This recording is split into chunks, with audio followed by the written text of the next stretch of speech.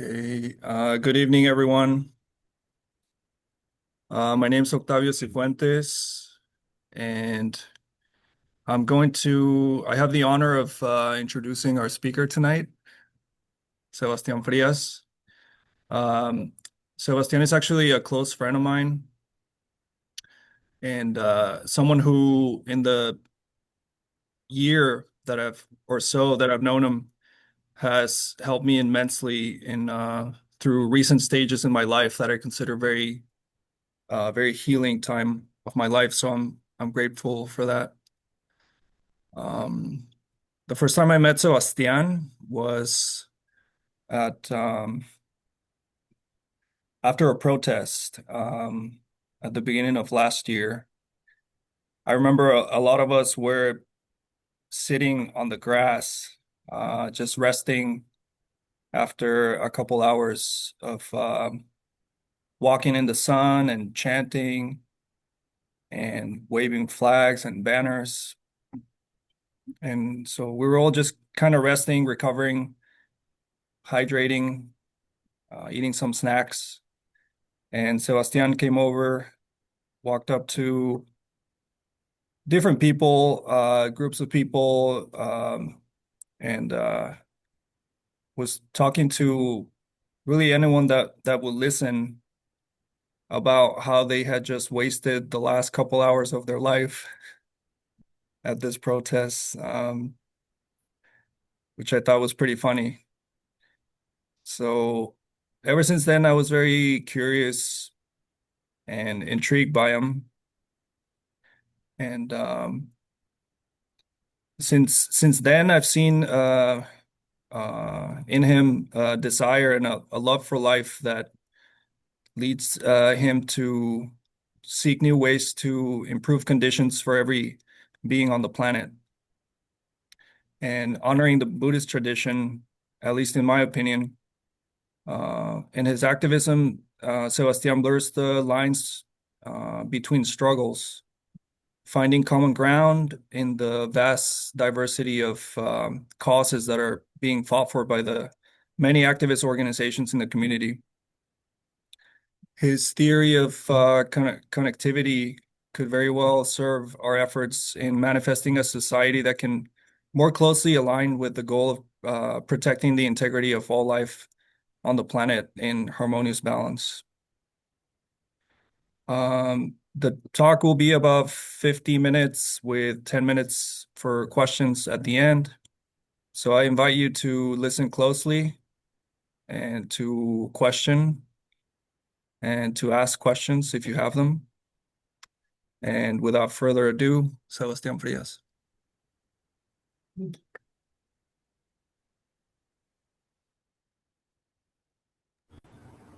Okay. So my name is Sebastián Frias. I'm originally from Mexico City, and I moved here when I was 13 to Chula Vista. I studied philosophy at San Diego State, and I did a year abroad in Spain, studying an ethics class that kind of really put me on this path that I'm going to share with you today. Um, and it was in that class that we were all asked about the climate crisis in our relationship of how far we saw it. Many people are like concerned about their grandchildren, sometimes about their kids and stuff like that. And he kind of flipped the question, and he said, like, everybody raise your hand if you're concerned about your grandchild, and like everybody in the class had their hands up. And then he started going to your children. Some people put their hands down. They asked to us if they thought it was going to affect us. Some people put down their hands. And then he said your parents, and way more people put their hands down. And he said your grandparents.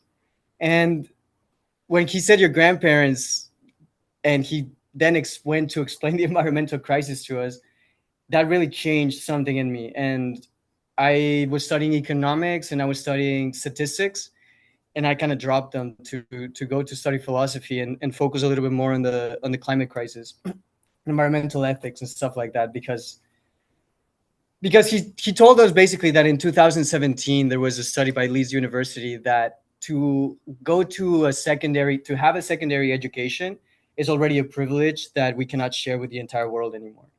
So I feel very privileged, and I feel very responsible too, in a way, to see what we can do about it. So my journey of meeting Octavio has a lot to do with my anti-war like activism too, immigration activism and stuff like that.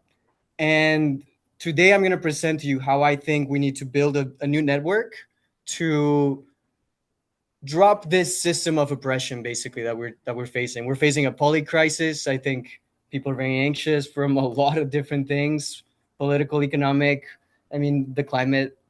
So in my mind, the way that we need to address the issue is by creating a network of all the things that are already happening and just kind of channel our efforts a little bit better. So, if you're not familiar with the mycelium is basically the root system that mushrooms have. And in a really cool way, forests communicate through the root system of the mycelium.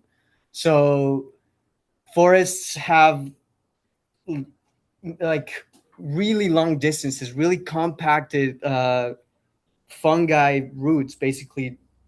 And the way that they use them is that if a mother tree has been there for a long time and has a lot of nutrients to distribute, it'll give it to the saplings that are like emerging in the forest. So it's very good at just letting plants basically talk amongst themselves.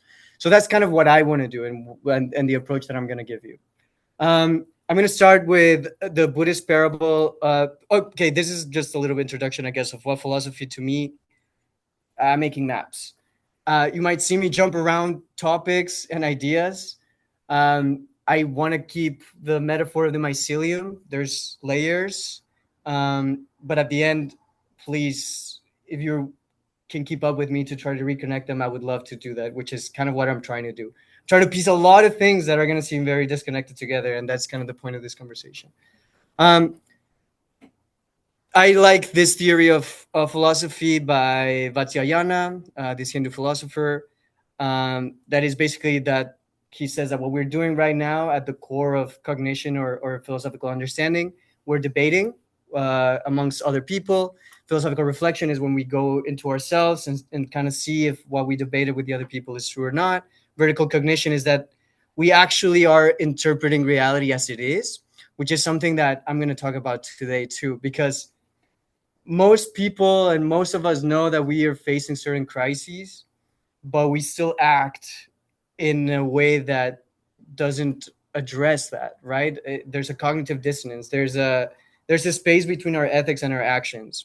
So vertical cognition is just recognizing, having the ability to recognize things as they are. Proper relationship with the inventory of reality is that the things that I am cognizing are actually there. So if I think it's gonna rain, vertical cognition is like seeing the clouds, and the proper relationship is that I can wear an umbrella and go out to the world. And then living well, the good life. As a philosopher, I guess that's really what we say we want. I think that's the point of Buddhism too, the good life through wisdom and kindness. Um, so, yeah, so I'm going to start with the parable of the poison arrow. So the parallel of voice and arrow is just the story that the Buddha was getting pressed on kind of philosophical topics, and somebody basically threatened to leave the temple and say, like, if you don't give me my philosophical answers, if you don't tell me like what the nature of reality is, I'm just going to leave the temple. And the Buddha basically told him that like liberation and mindfulness and being here where the things that we needed to get rid of or address first, so to speak. Our liberation has to be what needs to be addressed first. Otherwise, we can't deal with anything else. Um, there's a group of scientists called the Bulletin for Atomic Scientists. They were organized, I believe, after the Cold War, but I'm not completely sure. I don't remember right now. But it's an organization of around 10,000 scientists that get together each year to talk about what are the most pressing issues of our society. They call it the Doomsday Clock. I don't love that name, but they're putting us the closest to extinction that we've ever been, and they've put these four causes as the main causes. I call them four arrows. I'm going to talk about the poison one being climate change, But just really quickly, they talk about nuclear risk, biological threats, kind of like COVID, disruptive technologies, mostly AI, and then climate change. And I'm going to talk about climate change because any of the other issues that get solved would be all of the progress would be lost by climate change, because we would have no food essentially, like no biosphere. So this is kind of the bad news, um, but I have good news on how to solve it. So we will see. These are basically the 9 planetary boundaries that scientists have identified that are kind of the biological limits for our planet. If we exceed any of these biological limits, there's a possibility that we go into runaway climate change, which is basically unstoppable heating, and all life on Earth would cease to exist as it is right now. So it's kind of dire. Um, the ocean acidification, as you can see, this is the just happened in 2025. So we are rapidly crossing all the danger points that could put our planet again on the threshold where climate change is irreversible. Um, these are a little bit more of the kind of the bad news. There's probably about 15 to 5% of wildlife left in the planet. That's kind of the planetary limit that we are transgressing the worst, or one of the worst, which is biosphere integrity, which is just the amount of plants and wild animals really that there are. Um, there's a group called um, 350 in San Diego 350. I'm thinking San Diego 350, but they're called 350 because Bill McKibben, the founder, founded the company when 350, as you can see right here, was the parts per million of carbon dioxide that we were not supposed to pass. I just pulled this today. So we are at 432.2 parts per million. So basically, we are, uh, yeah, we're facing serious issues. These are also very recent news in this month that James Hansen, one of the main NASA climate scientists that came up with the predictions for climate change in the 70s. So this year in the oceans. It's basically the hottest year that we've ever recorded, and those things are probably gonna keep happening. So the way to mitigate it is where my mind has been going, and my approaching activism and almost like the thing that I did at that protest was not in a mean way. I was not trying to be mean to anybody in the protest, and I always appreciate those people, but it was just trying to say like there are certain things that we need to measure as a society that if we're going against, our efforts also need to change. And these are all people that are willing to change, that are putting their time, their effort. We're just not being effective. So this is kind of why I'm going to this network, and this is why I'm presenting these things. Um, this is a theory by the Berkana Institute, which is an institute by Deborah Frias, and I forget her first name, but Whately. And it basically says that living systems have no reform. So the system that we operate right now, what I've been trying to do and what I was doing at the protest is trying to reform it. And through a little bit more research and through understanding kind of the dire situations in which we're under with the climate and economics, it looks like we have to drop those old systems. And yeah, I would think of like a tree or think of an environment. Once it grows, it's really hard for it to become something new. It just grew in a certain way. So it's kind of the same with systems. Systems grow, they emerge, they they die, and then yeah, then they need to be composted and new ones emerge.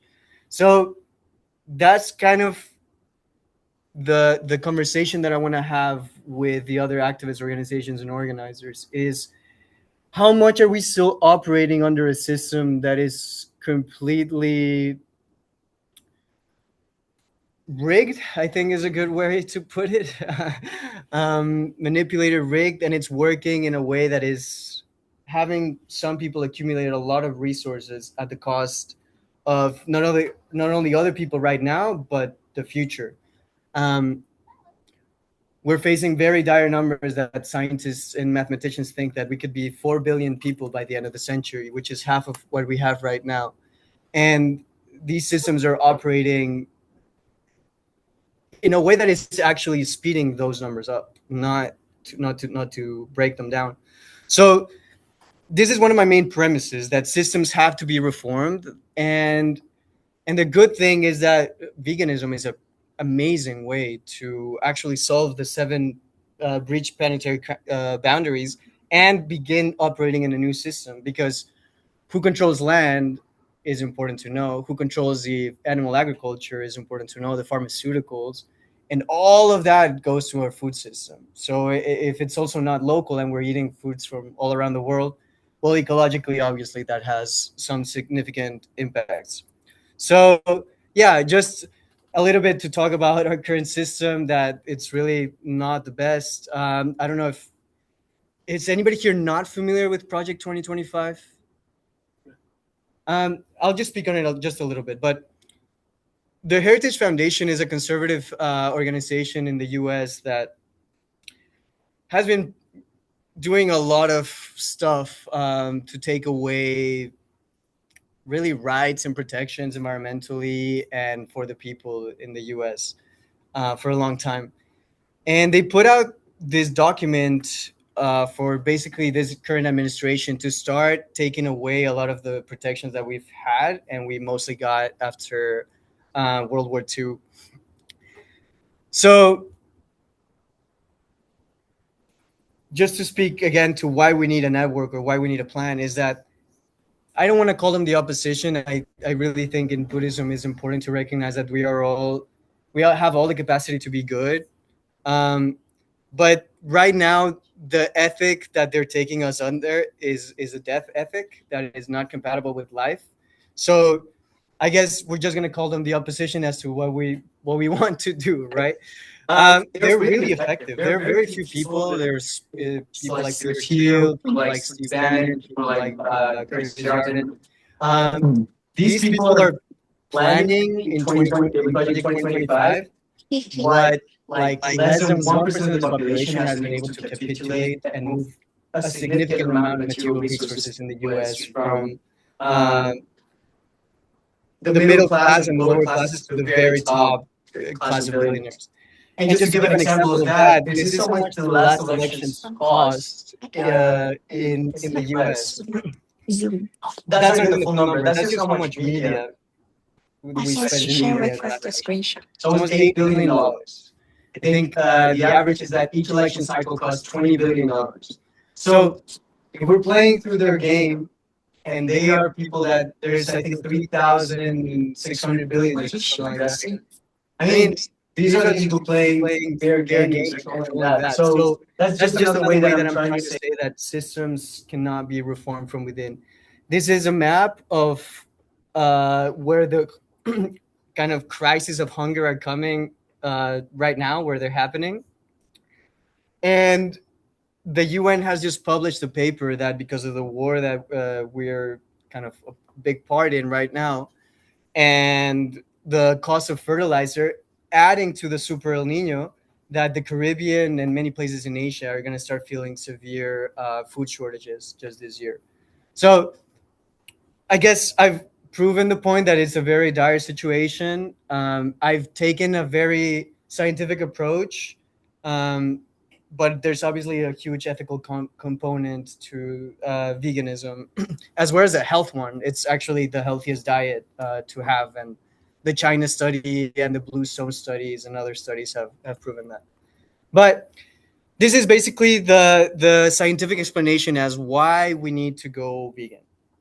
So right now, we all agree that fossil fuels are bad. I think everybody knows that. I think the environmental movement has been very successful in telling us that. And that is true. I don't want to give the illusion at all that I want to defend fossil fuels, because that's the last thing we want to do. However, there's a little issue. When we emit fossil fuels and we're just emitting so many gases into the atmosphere, what happens is that we create basically white clouds. what do the white clouds do? They don't produce all of the heating that carbon dioxide produces. So burning a fossil fuel creates heat, right? Because of the greenhouse gases that don't allow the basically the heat to bounce off the earth. What happens with aerosols is that you emit the gas, but for a couple of years, sometimes it's like 20 years, it depends. They come down with the first rain, but because we're emitting so much, cumulatively, it takes around 20 years for the entire heating emitted to become like 100% of that emission. So when you emit a fossil fuel right now, you get around 70% of the heating. 30% of the heating is lingering in the earth. So if we had a magic wand right now to turn off all fossil fuels, we would burn up the planet. Uh, so yeah, that's kind of ironic, not the best news that I heard. But in a way, there's really so much we could do with the plant based diet that I'm going to talk about. That it's very cool. It's very hopeful. Um, so yeah, so basically, there's 1,100 trillion tons of carbon dioxide in the atmosphere right now, and we have around 500 uh, tons of carbon dioxide lingering. So that's what I was talking about. So if we were to magically turn off the burning machine right now, the aerosols would kind of overflow this pool. I think if it gets to 1,200 trillion tons, basically life on Earth can like yeah, it's gonna change. The temperature gets too hot, and we would have a mass die off. And the main concern is really the die off of wildlife, like that we're at 15% left or 5% left, if not less. So that could really trigger other catastrophic events that are harmful for us. So basically, when one of the main clues that this is true was in 2020, around the world, we decided in shipping in the oceans to basically limit the amount of sulfur. I won't get too technical, but we basically limited the amount of fossil fuels that we could emit in the oceans, and we reduced it by 0.5%. So the idea was that we're emitting less fossil fuels. We're going to get a decrease in the temperature of the Earth. The temperature of the Earth increased. So we already have proof. James Hansen published in it just this year. So we have proof. We turned off fossil fuels a little bit, and what happened? The temperature of the planet went up. Okay, so now why the plant-based diet and why we can really kind of solve it all with this, and it's not an exaggeration. It's really, you see that the situation is dire, but basically 37% of the world's ice-free land is used for animal agriculture. That is the capacity basically to replant. From 10,000 years ago, we had 10 trillion trees in the earth. Right now we have we had 6 trillion trees. Right now we have about 3. So we've done away with half of the trees in the world. But just by letting nature grow, giving it back 40% of the land, we could solve that. And I can go through one by one of how all of these things would be solved by animal agriculture. Just with the land system change, that's what I'm talking about.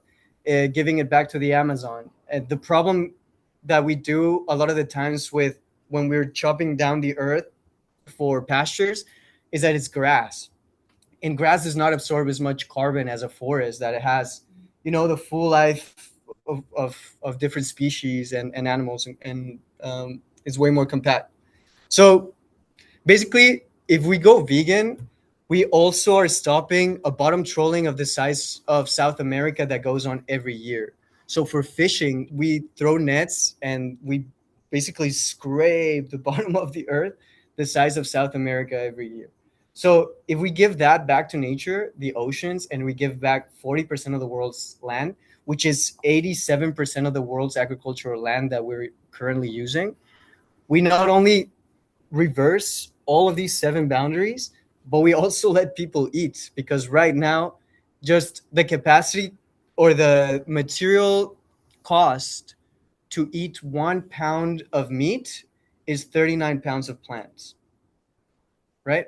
So the calories, even the cheapest calories, which is I think are chickens, are is like 1 pound of plants. You need nine 1 pound of chicken. You need pounds of plants. So just calorifically speaking, if we want to feed the planet, also a vegan diet significantly reduces the calorific amounts that we need to with the land that we have.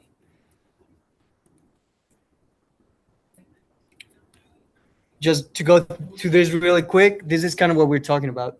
The 3 trillion trees that I'm talking about and the oceans, that's a true 2 trillion tons of carbon dioxide that we could do.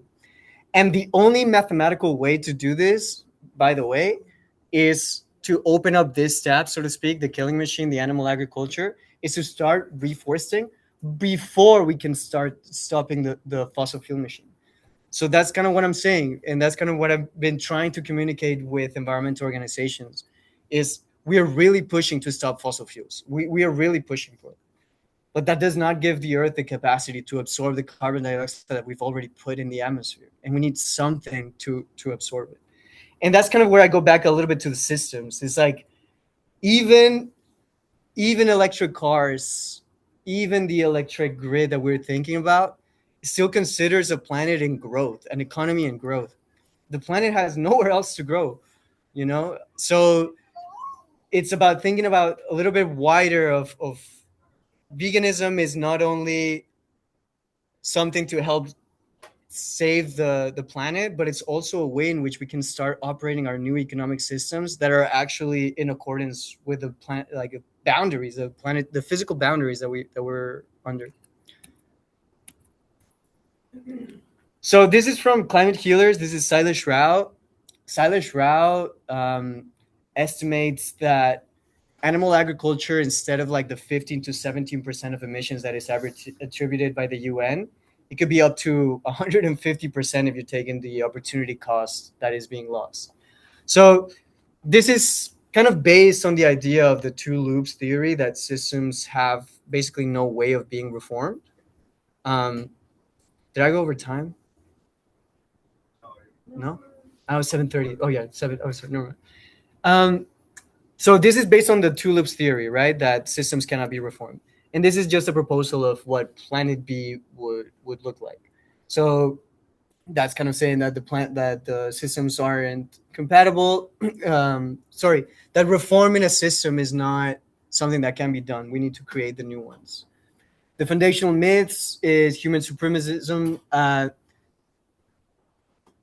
and here is where Buddhism to me comes into the picture a lot. I was introduced to Buddhism at San Diego State University in a philosophy of film class with Professor Wawritko, and it was that basically that really attracted me to Buddhism. It was the concept of non-hierarchy within other beings, within other obviously other humans, within other beings. And right now, I'm even thinking about it in a long term. I really like the indigenous tradition of thinking about 7 generations ahead. But right now, we're in an existential crisis, so it's all the generations ahead. Like it really is the balance of life on earth that we're talking about right now, and that we're dealing with right now, and that we can deal with right now also. Like we are in this position because of the human mind and the human hand. Like everything that has been done to affect the planet in such a way, there were human systems that were put in place. And there are biological components that maybe prevent us from understanding these systems and being able to change them, but it's by our own hand and we can change it. And then he just goes to add other like sustainable development goals, like adding zero animal exploitation because it's a part of the system, basically. Health center redesign, rewilding, circularity. I'm going to talk more about this. And then this is basically my thesis, or what I'm proposing as a philosopher to the activist organizations in San Diego, which is digital democracy. So um, I believe it's Jared Diamond, but also Chris Hedges. they speak of what happens when the Roman Empire went into decline, when Easter Island, when they were losing. Easter Island used to have the biggest palm trees in the world. It's actually a very good example of a biological disaster. It had the biggest palm trees in the world. It was very lush, and when they chopped down the last tree, they could see that it was the last tree there. So that's always a very vivid image in my mind. But all of those societies, including the Moases, were myths that people started creating not to cope with the collapse of their civilization. It happened the same in Rome. Here's the the Iroquois thought that warriors were going to come back from the dead with the buffalo. Um, Societies in collapse basically don't have the capacity to recognize they're in collapse, and they go and make myths. And right now, if you pay attention to the U.S., there's a big population, part of the Christian population, that believes that rapture is imminent, and they've been thinking about it for some time. I think it's a recognition of a system in decline. I just think we're misattributing it, and that's why also one big part of me of Buddhism that I really like is right knowledge, right? Like, to know these things hurts. It pains me a lot personally, but if we don't see them, we can't do anything about it. And if we're not being, it's kind of like, again, going back to when I met Octavio, it's like the purpose of the protest to me is to have some effect and change in our society. And when I went to them to ask them, it was, well, are we doing that? And in a way they are, but I wanted to do more because I feel we need to do it in a more dire way. So the systems proposals in which the systems change that we can go into, I think there are many. I'm not going to go very deep into it because I think what I'm trying to do is figure out a way, a network in which we can all talk about which network we want to put in place. San Diego already has a network of, so there's some co-ops in San Diego. There are people distributing free food. There's people that are starting to do more mutual aid. There's a lot of things that are going on that we could basically plug in into the economy and go and help them.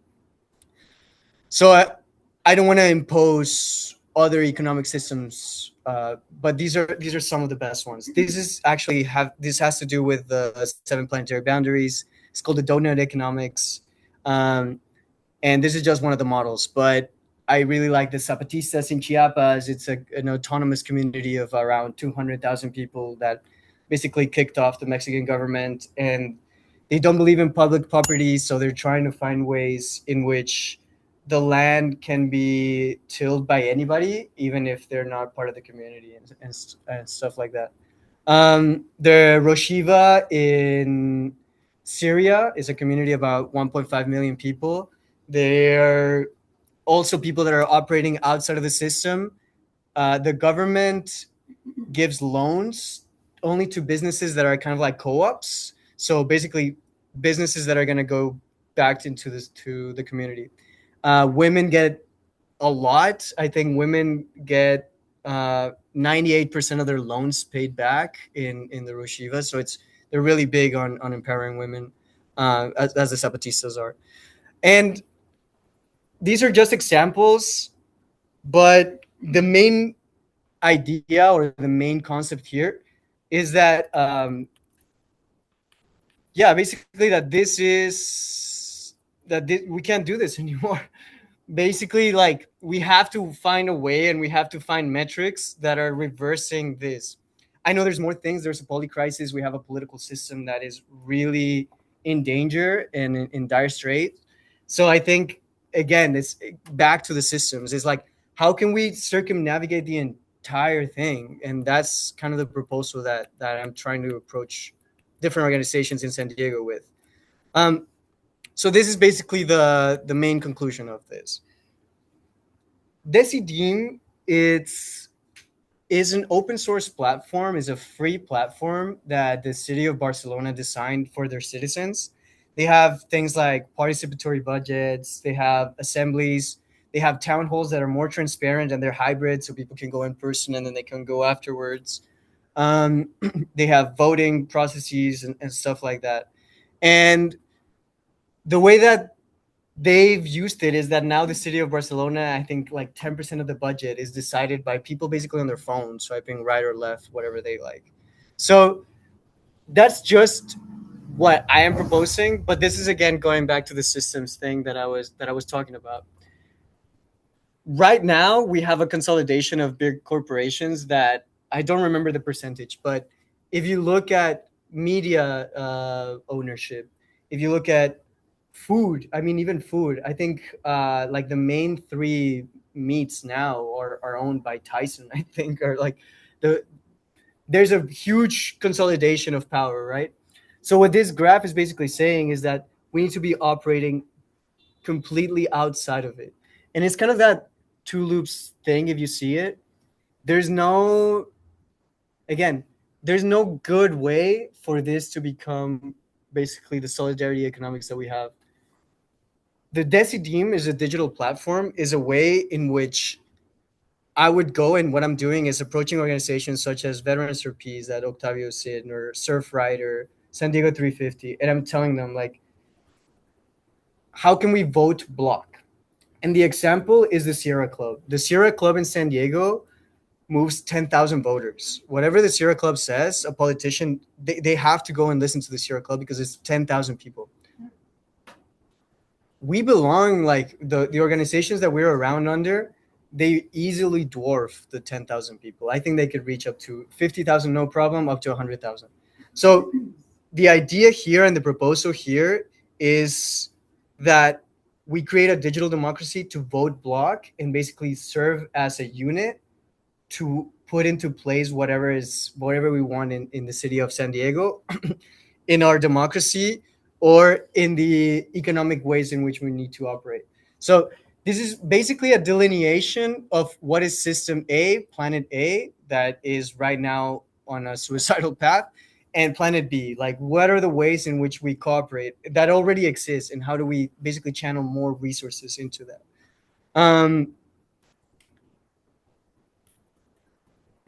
And yeah, so I guess this is the final conclusions, and like a philosopher, I guess I put it.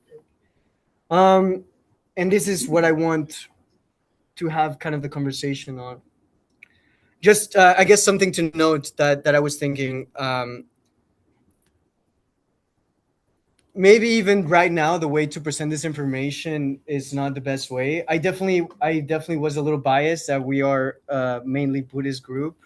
I felt like I said some things that I would have had maybe a little bit more time, taking a little bit more time. I felt like with you, I could, if we're here for right knowledge, I could present these things to you in the way that I've been presented them, and trust that you can handle them basically emotionally. And I think in these movements, we need collective grieving. I think sometimes the things that are happening with the war and stuff like that, they're too hard to cope. So I like what Octavio once told me, that Code Pink says that we need to be collectively grieving. And in the same way, I understand that presenting this information to the world usually is not understood by the intellectual parts of our brain. Like facts don't move people. Like most people do not operate on facts. We operate on their emotions. So the best way to present these things, and that's kind of the art activism that I'm going to talk about. And I think it's the wisdom and the kindness. I think that's kind of the kindness part and the wisdom part of knowing how to present the message through affect, not necessarily effect as much.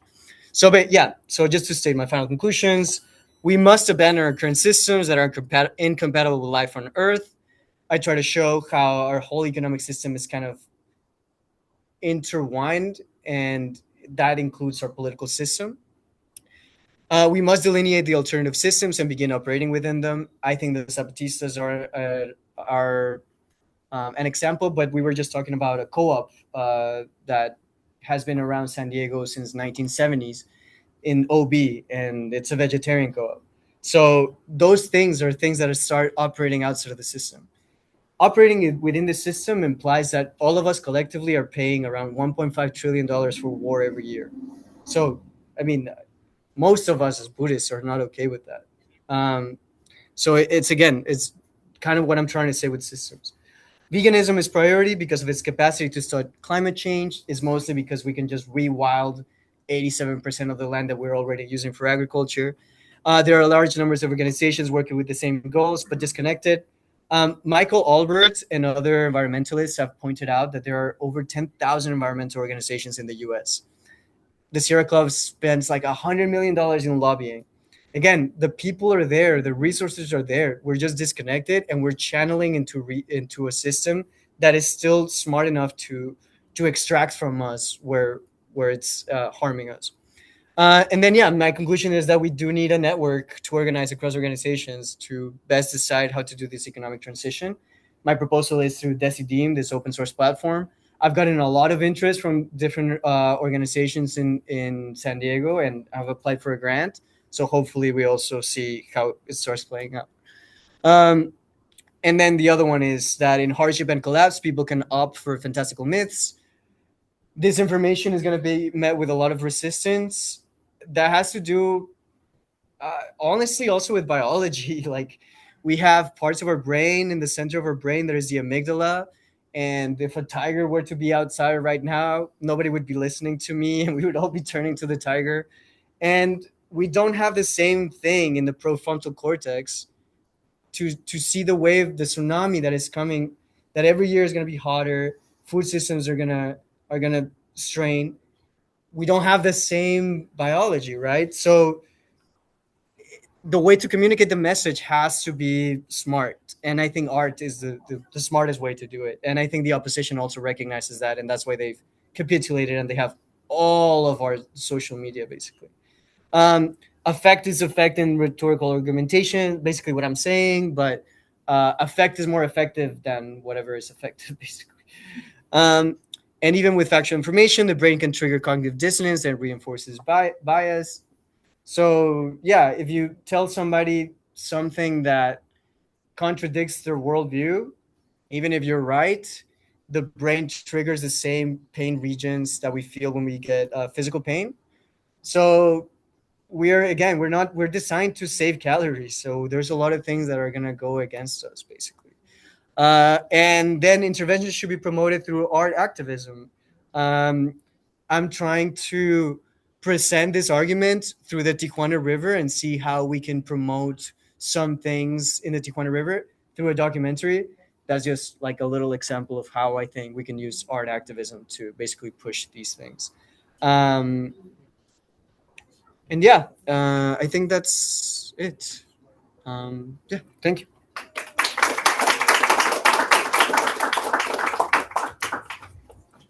Yeah. Yes.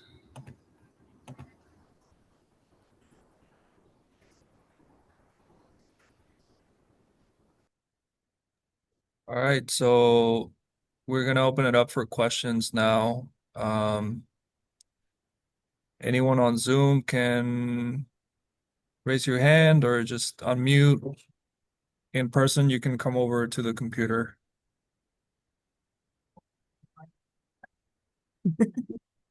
Not here. I'm not here. Am I the only one on Zoom? What do I do? Do I unmute some? Oh, there's Benny. Yeah, it's already on me. Okay, hi.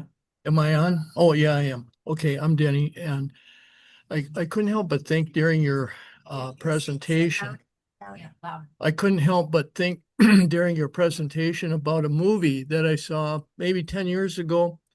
It was a sequel to Blade Runner. And I think a lot of you might have seen it, but in the movie, it kept coming back to this tree that was in the middle of the community that Harrison Ford went back to, but the tree was empty. No blooms, no leaves, nothing. It was a dead tree surrounded by sand.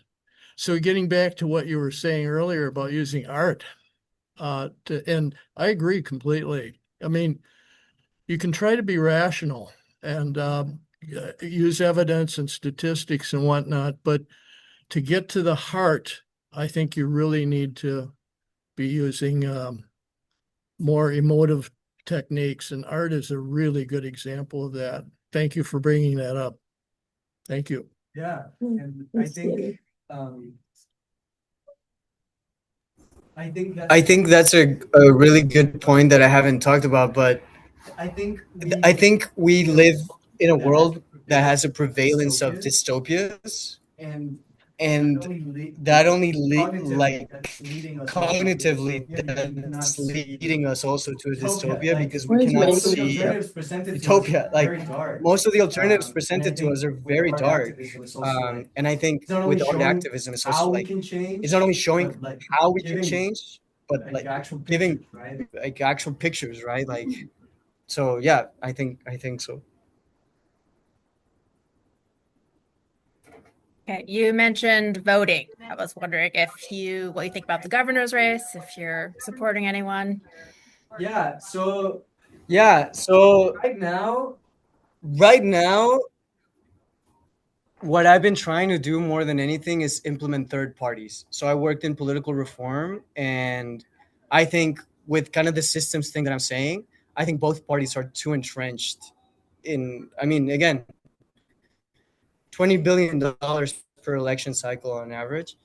I don't think we can solve that. So, in my opinion, or the route that I've been approaching it is very individual, like an individual basis, but through third parties, like basically trying to bring people in. Um, yeah, that's what I think.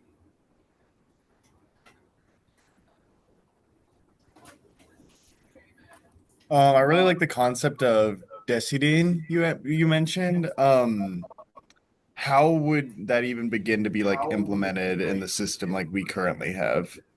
So the way that I'm trying to start it is I'm going to basically organizations like nonprofit organizations, environmental and anti-war more than anything, and I'm telling them that this is a tool to organize in group because sometimes in group there's a lot of things uh, that are the work isn't getting done basically, and then across coalitions to replace the infrastructure that is coalitions. So the way that it works is basically I've downloaded software that they put in GitHub that is for free. You download it, and all I have to do is buy the server here in San Diego, or buy the server, and it's just like an app. And you go into the app. You go into the app as part of the organization, like you're part of, let's say, the Sierra Club. You go in part of the app of the organization, and there you can see I don't know. We have a budget of $100 million, which is what they do. Is you vote how that budget is going to get decided on. Then you vote who is going to be the leader for your work group, and then somewhere else you have kind of the conferences where people are operating on, and you can go back and see kind of what's being deliberated on. And you can see like somebody said this about voting, and then you replied with this, and then there's a debate and stuff like that.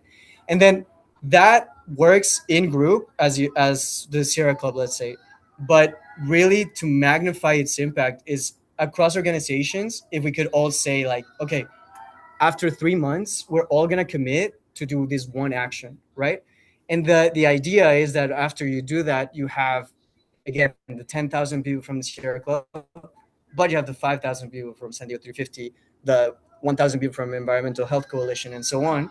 So you basically, to the government or whoever, you become this one unit, and you can demand for a lot of more things, and then you can actually use it as like I'm going to go vote, but ideally you're going to use it before the vote to sway the election more that you want. I don't know if I answer your question. No, it was great insight on it. I was just like, how would like you like how like if that were to be implemented tomorrow or next week, like how would you go about like Yeah. putting that into place? Yeah. I mean, basically that. Like, I'm trying to build like a mock, like Veterans for Peace. I build a mock, and then I go to Veterans for Peace. I show them if they want to use it, how they use it, and then how they organize with other people. And then for everybody else, we can just vote as part of San Diego, as part of like your little neighborhood, which is the best, and then as part of an organization through that organization. Basically. Yeah, but the cool thing is like it's up to us, and it's very modular, so people choose what to put in it basically. Yeah, yeah.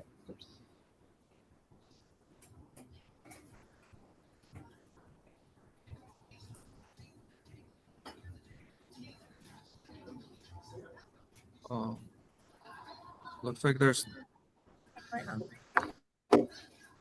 anyone online have any questions? No, thanks. It's your last chance. Is that, sorry, was that Elaine? No questions. Thank you.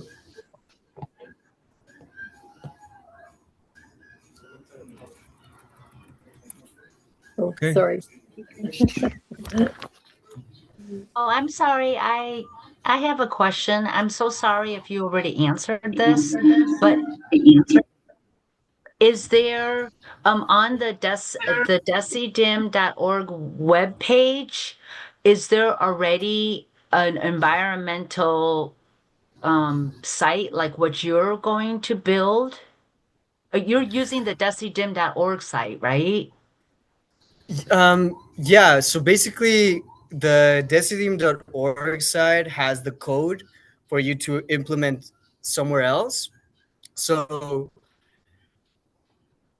it would be a new application really for San Diego, and new governments use it. 100 cities around the world have adopted it. They have 2.5 million users now and around 400 organizations. So it's very robust, very secure. And I mean, the idea with environmental organizations was, I mean, I'm seeing basically this thing with the plant-based diet that I think we need to organize around, and I think the environmental organizations are best placed for that. But I would include all types of organizations. I mean, the point is basically to have a more direct democracy, and more direct, yeah, decision making, basically more transparent. Yeah. I don't know how this works. We can hear you, Elaine, if you're trying to. Oh, I'm sorry. I said I'm not really sure about the technology of interview.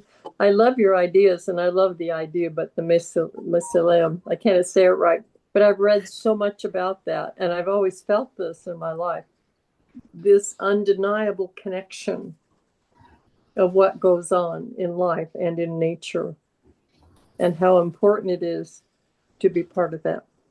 And I like I've seen some interesting programs talking about rewilding just areas where the glaciers are gone and nature's changing, it's coming back.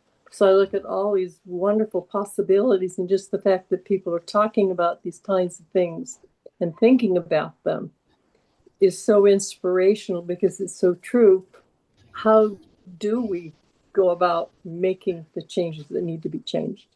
First, in our thought, our hearts, and thinking, well, gosh, I'd love to do that, but it's too difficult. It was just wonderful presentation. Thank you so much. I'm sorry I'm not very good with the technology. I didn't mean to be butting in all the time. I apologize. Thank you. No, thank you. And yeah, I think I didn't talk about it this much today, but I think the only way to really save the environment is by something that I call deep, or Arne Nice, this Scandinavian philosopher, coined, called deep ecology. And it's basically like, we're not going to protect nature until we understand we're a part of it, until we understand intrinsic value outside of human values, basically. So yeah, I agree with you, and I appreciate your comment too. Thanks again. Oh, sorry. Someone online has a question.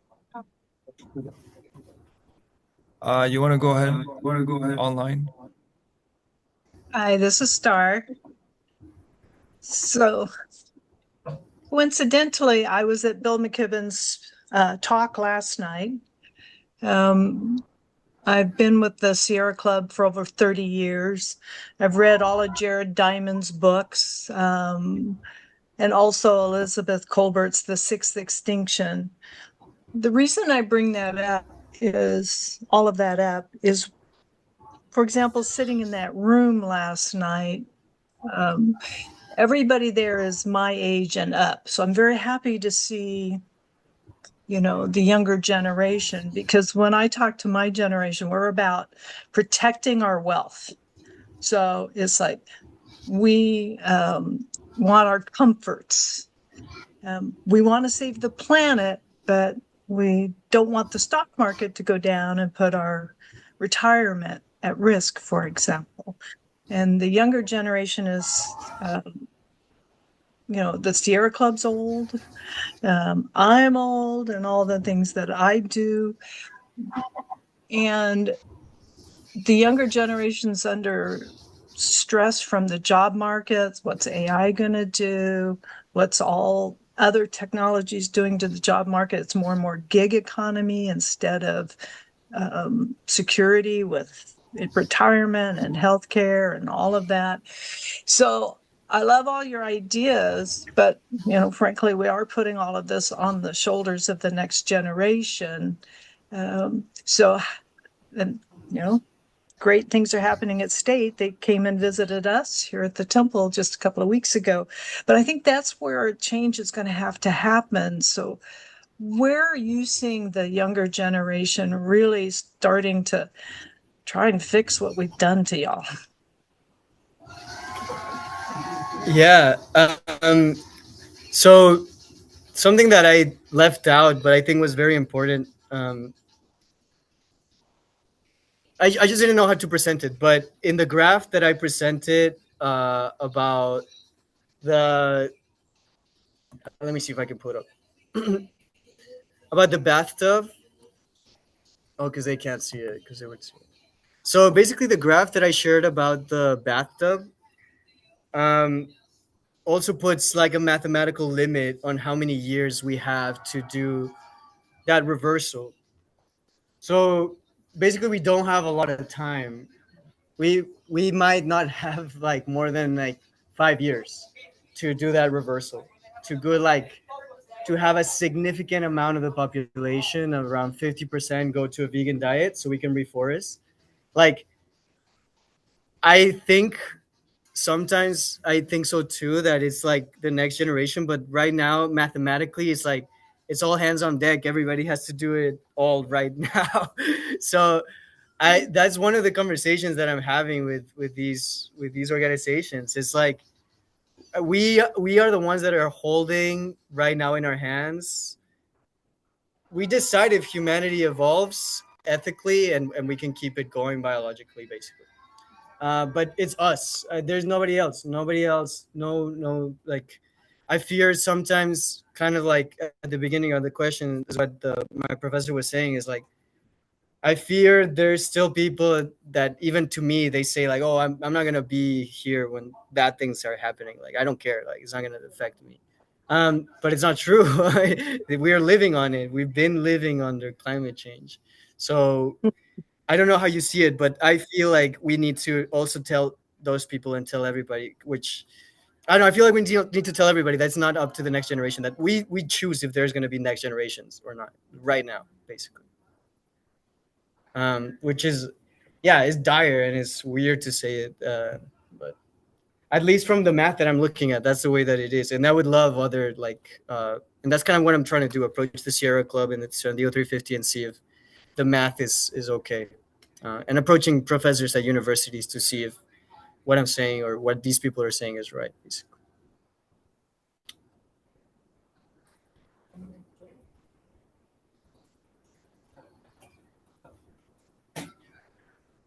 Hi, Sebastián. I'm Sebastian. Thank you for your talk. Really insightful. Are you working on this full time, like as your like quote unquote job? So kinda, I work, or I'm the paid organizer right now for Activist San Diego, the stipend organizer. So yeah, so that's kind of what I'm doing. I'm doing the documentary, the digital democracy, and organizing Okay. this thing. So Yeah. you're in an organization that's working towards this already. Not really. I just joined this organization. I was working towards Okay. it, and this organization hired me, and now it aligns Okay. perfectly, so I can start getting paid a little bit Nice. for. That's good. That's good. Yeah. Do you have any recommendations for what other people can do to help kind of achieve this goal? It seems like Yeah. the best thing is just spread awareness to as many Yeah. people as possible. I Yeah. feel like education is a big component to doing all this. I feel there's so many groups. I feel like there's already so many people doing so much that that's the easiest way. But like I'm talking about right now, like if we can be vegan and tell people that that really buys us time to diminish climate change and not to feel the full effects, that's a big one right now. And I've been thinking about it for like 10 years, trying to come up with like what's the best little single thing to do, like that question that you're asking, like what's the little single thing to do? Go vegan, like that's like way above anything else that you can do. But there's so many little groups. I would just say something that calls you, something that you like to do. I mean, that's why I'm with like Octavio's a cool person to be around, like so sometimes. But mostly. All right, so we're a minute past time, so we're gonna close down the question time and announce just real quick the next Thank Buddha, it's Friday on May 29th. It's just that everyone has Okay. You won't be able to see it, I'm sorry. No. May 29th, same time, 6:30 p.m. to 8:30 p.m. You can register on the website. And the title of the talk is Mindfulness, Self-Compassion by Jacqueline Penos. And yeah, I hope you can join us. And we hope you enjoyed the talk. Thank you, Sebastián, for the talk. And I hope you all have a good night. Thank you for joining us. Thank you. Thank you. Thank you.